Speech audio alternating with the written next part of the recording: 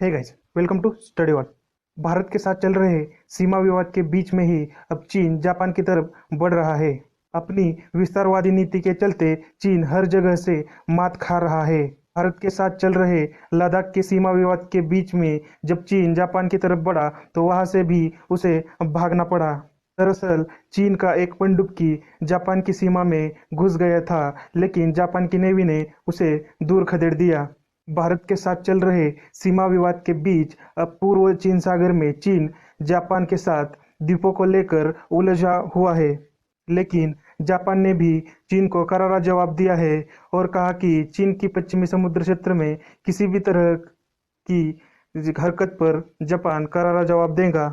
News के मुताबिक जापानी युद्धपोत कागा ने दक्षिणी जापान के ओकिनावा द्वीप के पास की सीमा के भीतर 24 मील चीन की पनडुब्बी का पता लगाया। उसके बाद एक्शन में आई जापानी नौसेना ने अपने पेट्रोलिंग एयरक्राफ्ट की मदद से उसने चीन की पनडुब्बी को अपने जल क्षेत्र से बाहर खदेड़ दिया। और इससे पहले 2018 में भी जापान ने अपनी सीमा में चाइना का पनडुब्बी को पकड़ा था। दोनों देश के बीच चल रहे इस संघर्ष के पीछे चीन की विस्तारवादी नीति है।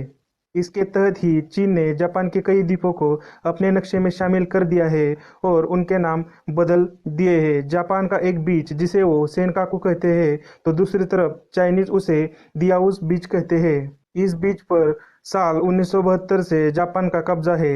दोनों देशों के बीच में ये एक बहुत बड़ा जरूरी द्वीप है, क्योंकि जापान अमेरिका से मिलकर और ताइवान से मिलकर इस बीच से सीधा चीन पर हमला कर सकता है। तो इसके लिए चीन इस पर अपना कब्जा चाहता है। दोनों देशों के बीच 2012 से तलके बढ़ने लगी जब जापान ने इसमें से कई द्वीपों का राष्ट्रीयकरण किया था। चाइना की कम्युनिस्ट पार्टी ने तो इस द्वीपों पर कब्जे के लिए सैन्य कार्रवाई करने की धमकी भी दी थी। लेकिन ये सब करना चीन के लिए इतना भी आसान नहीं है।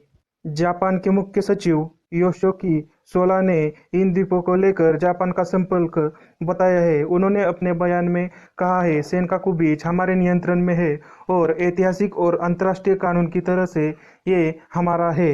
ही चीन का जापान से युद्ध मोड़ लेना यानी कि अमेरिका से युद्ध मोड़ लेने जैसा है, क्योंकि दूसरे विश्व युद्ध के बाद अमेरिका और जापान के बीच समझौता हुआ था कि जापान अपनी खुद की सेना नहीं बनाएगा, कि जापान पर किसी भी देश का हमला अमेरिका पर हमला माना जाएगा और अमेरिका को उसके जवाब में जापान की ओर से उस देश पर हमला करना पड़ेगा।